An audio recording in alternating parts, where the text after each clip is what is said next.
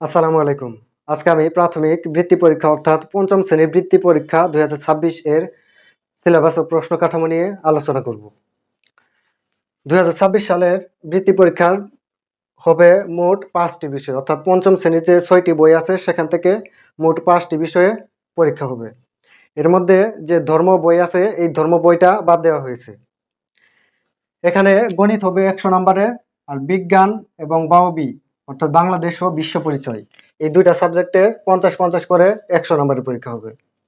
বাংলাদেশ ও বিশ্ব পরিচয় ৫০, বিজ্ঞান ৫০, ইংরেজি ১০০ নাম্বার, বাংলা ১০০ নাম্বার। আর প্রতিটা পরীক্ষার সময় হলো ২ ঘন্টা ৩০ মিনিট করে। গণিত ১০০ নাম্বারে হলো ২ ঘন্টা ৩০ মিনিট, আর বিজ্ঞান এবং বাংলাদেশ ও বিশ্ব পরিচয় এই দুইটা বিষয় একই দিনে পরীক্ষা হবে এবং দুইটা মিলে ১০০ নাম্বারে মোট ২ ঘন্টা ৩০ মিনিটের সময়ে পরীক্ষা হবে। ইংরেজি পরীক্ষা হবে ১০০ নাম্বারে ২ ঘন্টা ৩০ মিনিট, বাংলা হবে ১০০ নাম্বারে ২ ঘন্টা ৩০ মিনিট। আজকে আমি এই যে পঞ্চম শ্রেণীর বৃত্তি পরীক্ষার যে প্রশ্ন কাঠামো রয়েছে এর গণিত অংশ নিয়ে আলোচনা করব, অর্থাৎ গণিতে থাকবে মোট ১০০ নম্বর। এই ১০০ নম্বরের মধ্যে ১ নাম্বার প্রশ্নে যেটা থাকবে সেটা হলো বহু নির্বাচনী প্রশ্ন। বহু নির্বাচনী প্রশ্ন থাকবে ১০টি, অর্থাৎ এমসিকিউ 10টি থাকবে এবং এই 10টি এমসিকিউ প্রশ্নেরই উত্তর দিতে হবে। শূন্যস্থান থাকবে 10টি, 10টির প্রতিটিতে ১ নাম্বার করে থাকবে এবং মোট 10টি শূন্যস্থানেরই উত্তর দিতে হবে।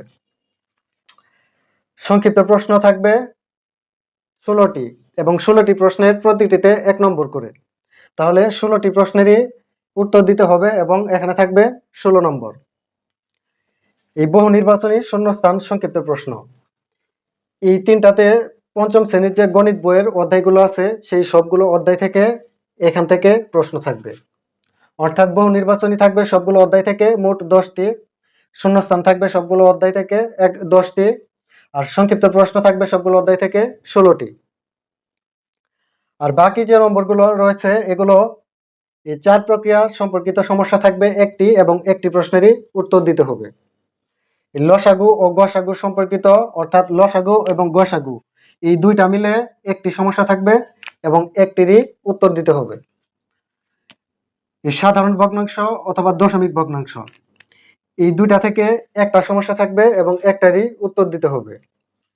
শতকরা সম্পর্কিত একটি সমস্যা থাকবে, একটির উত্তর দিতে হবে। গড় সম্পর্কিত একটি সমস্যা থাকবে, একটির উত্তর দিতে হবে। পরিমাপ সম্পর্কিত একটি সমস্যা থাকবে, একটির উত্তর দিতে হবে।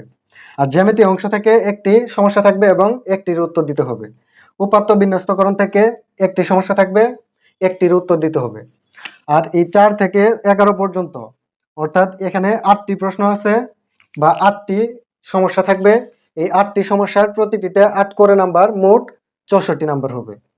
অর্থাৎ মোট 100 নাম্বারের মধ্যে 36 নাম্বার হবে বহু নির্বাচনী শূন্যস্থান সংক্ষিপ্ত প্রশ্ন।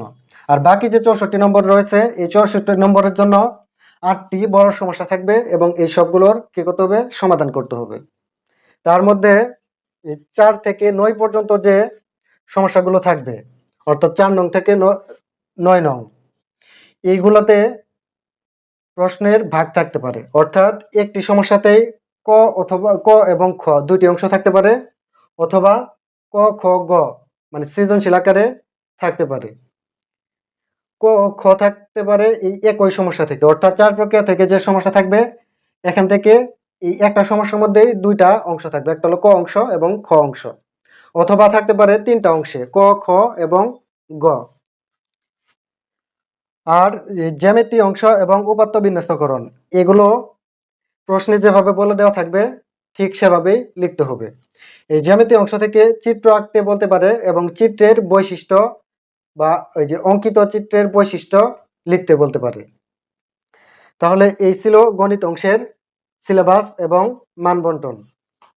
ধন্যবাদ সবাইকে। আসসালামু আলাইকুম।